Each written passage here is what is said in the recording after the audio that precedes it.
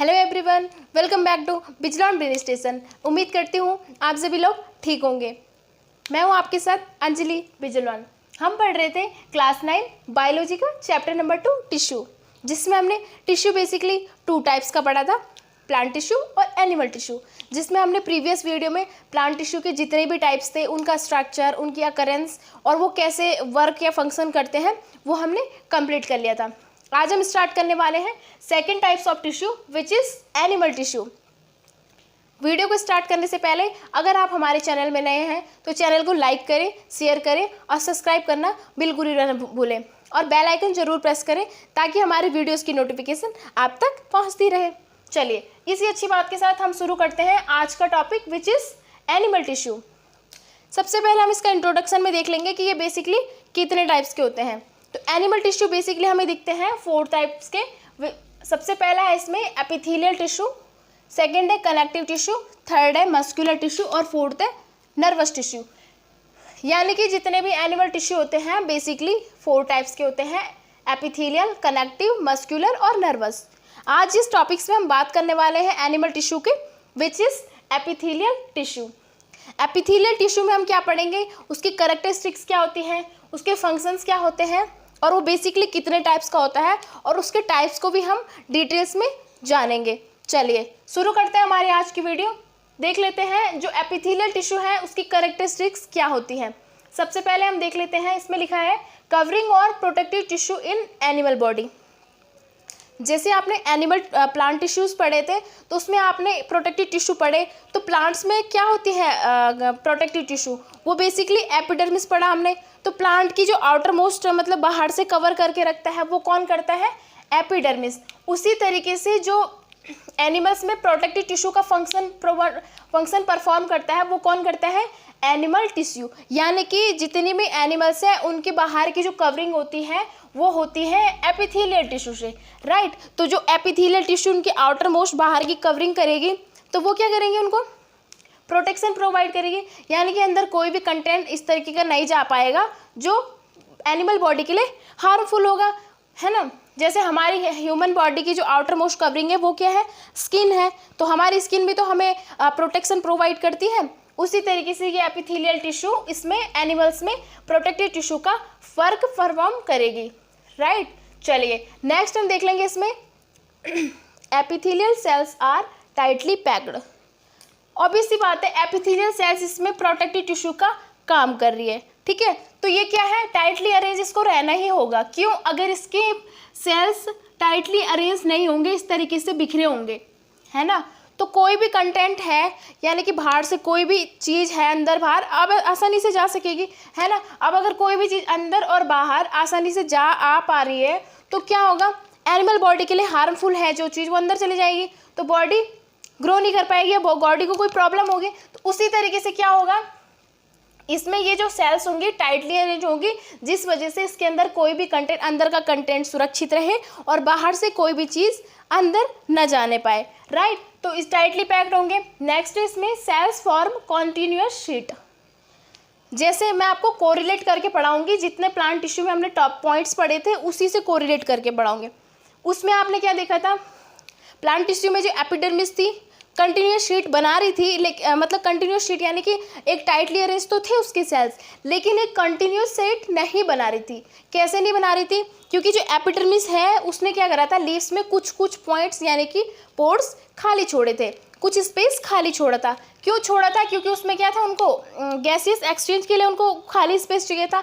लेकिन उसमें क्या हो गया, उसमें तो कुछ पॉइंट खाली छूटे, लेकिन इसमें क्या होगा, कॉन्टिन्यूअस शीट बनाएगी। यानी कि कोई भी खाली स्पेस, कोई भी पॉइंट भी या कि कोई छोटा सा पोर भी उसमें इसमें किसमें, एपिथेलियल टिश्यू में खाली नहीं होगा। तो इसीलिए हम इसको कहते हैं cells form continuous sheet, right.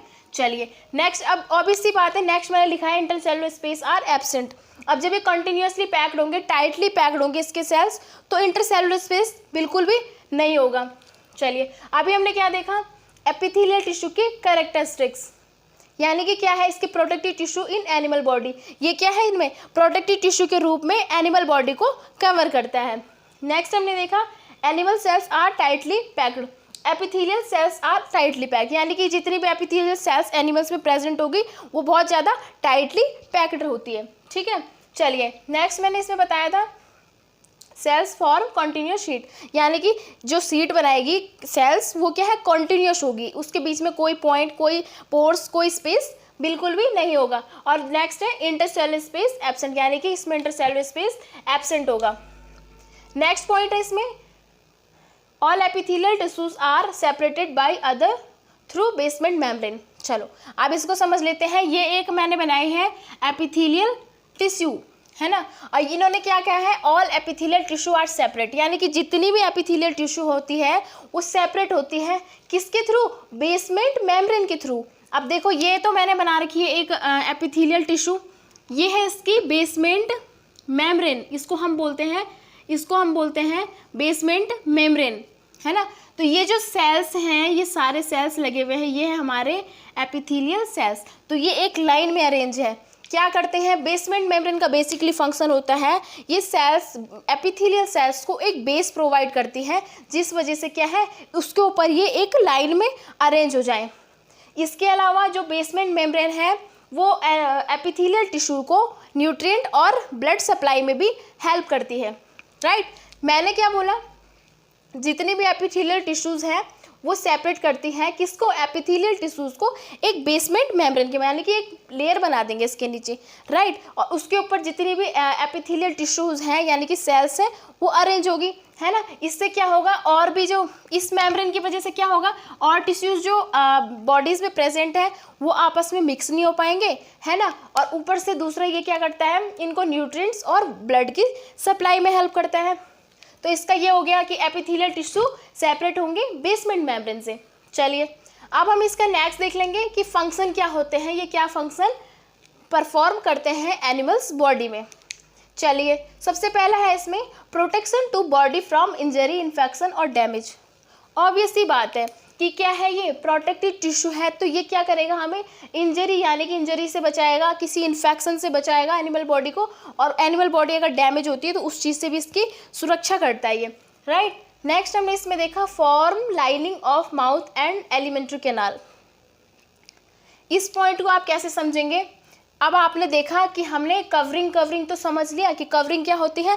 जैसे हमारे पास ये कोई भी एनिमल बॉडी है और इसके बाहर जो ये कवरिंग हो रखी है इसको हम बोल रहे हैं कवरिंग, है ना। बाहर से जो आउटर मोस्ट लेयर है इसकी, इसको हम कवरिंग बोल रहे हैं। अब ये क्या है, लाइनिंग क्या होता है। चलिए आप एक ये ले लो, ट्यूब ले लो, है ना, ये आपके पास एक ट्यूब है, राइट। इस ट्यूब में क्या है, इसको आप ईसोफेगस मान लो। तो ईसोफेगस का बेसिकली फंक्शन क्या होता है, ये क्या करेगा, जितना भी फूड हमारे माउथ में आया उसको क्या करता है, पूरा ले जा करके स्टमक तक पहुंचाने का काम करता है। यानी कि हमारे फूड को बक्कल कैविटी से स्टमक तक पहुंचाने का जो बेसिकली फंक्शन होता है इस ईसोफेगस का होता है। राइट, अब मैं अगर इसको ये बोल दूं कि मैंने क्या करा, इस ईसोफेगस के अंदर वाली लेयर में किसी कलर या कि पेंट कर दिया, एक लेयर इसकी पेंट से इसमें लेयर बना ली दोनों साइड इस तरीके से, मतलब कि मैंने ईसोफेगस के अंदर की तरफ वाली लेयर में अंदर की साइड क्या करा, पेंट से एक कोट कर दिया। तो इस कोट को हम क्या बोलेंगे, इस कोट को हम बोलते हैं लाइनिंग, है ना, लाइनिंग। यानी कि मतलब ईसोफेगस में जो ये ईसोफेगस है इसके अंदर की साइड या कि कोई भी हमारे पास ट्यूब है, इसके मैंने अगर अंदर की साइड किसी भी नेल पेंट या पेंट से एक कोट लगा दिया तो उसे हम बोलेंगे लाइनिंग। अब आप बोलोगे कि कवरिंग क्या होगी, अब अगर मैं इसी के आउटर मोस्ट यानी कि बाहर की साइड एक लाइनिंग यानी कि एक लेयर कोट लगा दूं तो उसको हम बोलेंगे कवरिंग। राइट, तो आपको समझ में आ गया होगा कि लाइनिंग क्या होती है, किसी भी ट्यूब्स या ये एलिमेंट्री कैनाल यानी कि ये जो हमारे पास ईसोफेगस है इसके अंदर की साइड जो क्या है मैंने ये बना दी है क्या, एक कोट लगा दिया है, उसको हम बोलेंगे लाइनिंग, और आउटर मोस्ट बाहर की तरफ को हम बोलते हैं कवरिंग। वैसे ही हमने यहाँ पर देखा है form lining of mouth and alimentary canal. Epithelial tissues जो क्या करती है, एक लाइन फॉर्म करती है यानी कि एक लाइन बनाती है माउथ से लेकर एलिमेंट्री कैनाल। अब माउथ तो समझ में आ गया, एलिमेंट्री कैनाल क्या होता है, एलिमेंट्री कैनाल क्या होता है, हमारे मुंह से लेके यानी कि हमारे माउथ से लेके हमारी माउथ के बाद स्मॉल इंटेस्टाइन, लार्ज इंटेस्टाइन, है ना, रेक्टम, एनस तक की जितनी भी ये पूरे लाइन सीरीज है, पूरी लाइन बनी हुई है, इसको हम पूरा सिस्टम को बोलते हैं एलिमेंट्री कैनाल। यानी कि जो एपिथेलियल टिश्यूज होती है वो क्या करती है, बक्कल कैविटी से लेके हमारे पूरे एलिमेंट्री कैनाल यानी कि माउथ से लेके एलिमेंट्री कैनाल तक एक लाइनिंग बना लेती है अंदर की तरफ से। लाइनिंग आपको मैंने समझा दिया कि एक क्या करती है, एक कोट एपिथेलियल टिश्यूज की बन जाता है और उस कोट को हम बोलते हैं एपिथेलियल टिश्यू। यानी कि एपिथेलियल टिश्यू अंदर की तरफ से किसमें, माउथ से लेके एलिमेंट्री कैनाल तक एक लेयर बना देगी यानी कि एक कोटिंग कर देगी। उसी को हमने यहाँ पे लिखा है forms lining of mouth and alimentary canal. क्या करेगी, एपिथेलियल टिश्यू माउथ से लेके एलिमेंट्री कैनाल तक एक क्या करेगी, लाइनिंग बना देगी, लाइनिंग फॉर्म कर देगी। राइट, इतना तो आपको समझ में आ गया होगा। नेक्स्ट है इसमें एब्जॉर्प्शन वाटर एंड न्यूट्रिएंट्स। दूसरा फंक्शन ये क्या करेगी, epithelial tissues water and nutrients को एब्जॉर्व करेगी। नेक्स्ट है इसमें एलिमिनेट वेस्ट, यानी कि बॉडी में जितना भी वेस्ट मटेरियल बन रहा है, प्रोड्यूस हो रहा है, उसको ये वेस्ट मटेरियल को एलिमिनेट करेगी बॉडी से। फंक्शन में हमने क्या देखा, protection to body from injury, यानी कि जितनी भी ये एपिथेलियल टिश्यूज हैं ये हमें प्रोटेक्ट करेगी इंजरी, इन्फेक्शन और डैमेज होने से, है ना। नेक्स्ट मैंने लिखा ये क्या करती है, मुंह से लेके हमारी पूरी एलिमेंट्री कैनाल के अंदर एक क्या करती है, लाइन क्रिएट कर देती है, लाइन फॉर्म कर देती है। राइट, नेक्स्ट मैंने बताया एब्जॉर्प्शन वाटर एंड न्यूट्रिएंट्स। ये क्या करेगी, वाटर और न्यूट्रिएंट्स को एब्जॉर्व करेगी और दूसरा है जितना भी वेस्ट मटेरियल है उसको एलिमिनेट करेगी एनिमल बॉडी से। राइट, इतना आपको समझ में आ गया होगा। नेक्स्ट हम इसमें पढ़ेंगे एपिथेलियल टिश्यूज के टाइप्स। एपिथेलियल टिश्यूज के टाइप्स कितने टाइप्स के होते हैं ये तो अभी इसमें क्लियर नहीं है, लेकिन एपिथेलियल टिश्यू बेसिकली बहुत सारे टाइप्स का होता है। सबसे पहले हम जिस टाइप्स को पढ़ेंगे which is squamous epithelial tissue. Right, अब स्क्वैमस एपिथेलियल टिश्यूज क्या होते हैं, सबसे पहले हम इसका देख लेते हैं structure. Cells are externally thin, जो स्क्वैमस एपिथेलियल टिश्यू की जो सेल्स होती हैं वो एक्सटर्नली क्या होगी, एक्सट्रीमली थिन होगी, यानी कि बहुत ज़्यादा पतली होगी। राइट, नेक्स्ट पॉइंट है इसमें सेल्स आर फ्लैट, यानी कि जो स्क्वैमस एपिथेलियल टिश्यूज की जो सेल्स होगी बेसिकली क्या होगी, थिन होगी। नेक्स्ट इसमें पॉइंट है इर्रेगुलरली शेप्ड, इसका कोई फिक्स शेप नहीं होगा, यानी कि ये किसी भी शेप में हमें मिल सकती है। इरेगुलर मतलब ये फ्लैट भी हो सकती हैं, सर्कल में भी हो सकती है, तो इसीलिए हम इसको बोल सकते हैं इरेगुलरली शेप्ड। कौन, स्क्वैमस एपिथेलियल टिश्यू। राइट, चलिए अब इसके बाद आती है बात कि जो स्क्वैमस एपिथेलियल टिश्यू बेसिकली कितने टाइप्स के होते हैं। तो इसके जो टाइप्स होते हैं बेसिकली 2 टाइप्स होते हैं, simple squamous tissues and second है स्ट्रेटिफाइड स्क्वैमस टिश्यू। सिंपल तो आप समझ में आ गया होगा कि सिंपल हमने पढ़ा है जिसमें 1 टाइप्स ऑफ सेल मिलके क्या बनाती है, एक टिश्यू बनाती है, उसको हम बोलते हैं सिंपल।